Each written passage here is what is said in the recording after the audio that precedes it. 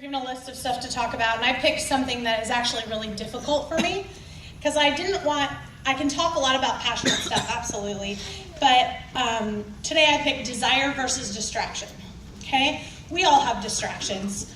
I have a ton. I have 3 kids, twins. In fact, someone sent me a meme this morning that's like your 2 kids playing together and it's 2 tornadoes. That's my kids. So I looked up distraction, mental confusion, okay? An object that directs one's attention from something else. And we have so many distractions in this business, right? They can be anything, big, small, bafflement, muddle, dismay, distress. That's what's associated with distractions. They're not something that, none of us ever have gone through. Everybody in this room has distractions. Some are big, some are small. But we have to find the desire, and we have to learn from those distractions. So desire, craving, thirst, zeal, want, wish, and hope. So last Sunday in church, our pastor got up and was talking, and immediately when he started talking, I was reading this story, and I was like, oh my gosh, I've got to share this on Monday. So it comes from 1 Kings 18, 41 and 45 in the Bible. And Elijah was told by God to go talk to this king. And this king was kind of difficult, Ahab. He was flip-flopping back and forth between his wife and what God wanted and what his wife wanted and all different kinds of stuff. So Elijah was in a difficult position, right? How many people go out there and we talk to people that the husband and wives don't always disagree, right? Okay, all the time, right? So God told Elijah, okay, it's going to rain. It has been, there was a famine in the land. It was dry. It hadn't rained. People were miserable. And Elijah went to the king and said, listen, go down, eat, and drink because there's the sound of rain coming. And nothing. Clear skies, okay? But he believed that something was coming. He knew God told him. So then King Ahab went and did that.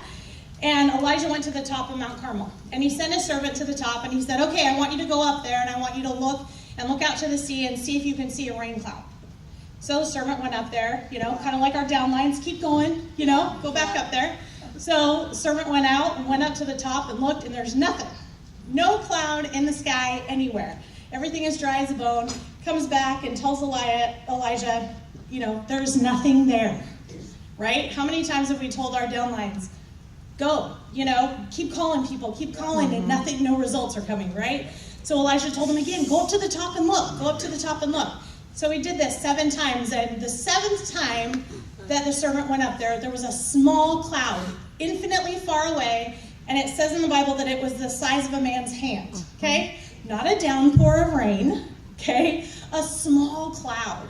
And immediately Elijah took that and went and said, okay, now go ahead and tell the king to start his journey so the rain doesn't stop him. Wow. Okay, that's a big thing. Sometimes we don't see the rain. We're plugging in, we're talking to difficult people, to our clients, everything, but we don't see those results coming. But that's the great thing about our business, is because that's already been promised to us. We can look out, we see the big leaders that have already accomplished it. We know that the clouds and the fierce storm is there. So I just related it a lot, just to our business so much, because sometimes we have to have faith. And those distractions, those different things, those famines, those deserts, those heat, no water, those things are distractions, but there is that cloud is coming. And same with this business, and I believe so strongly with the Northwest. Yeah. That rain is coming, right? Yeah. Okay, so, and it says, but to have hope. And that was something in the desire too. Looking that up, it says to have hope, and that's what we have to have. In Matthew 6:34, it says, do not worry about tomorrow, for tomorrow will worry about itself. Amen. And we spend so much time, I think, in this business being paralyzed because we worry about everything else going on around us. I had kids sick and high fevers and husband out of town and all different kinds of stuff. And those can be distractions, but it doesn't matter if your desire's bigger than that. And that's what it has to be to succeed in this business. And the only reason I'm speaking today is because of my team. It wasn't me personally producing, it was my team. And the biggest team member that produce the most, they're actually going to get their division promotion today is Julie and Neil Hawkins. And let me tell you, distraction was huge last month for them. Their daughter was in the hospital with pneumonia, and she has Down syndrome. And Julie had to be in the hospital room with her with no contact. Nobody could come visit her.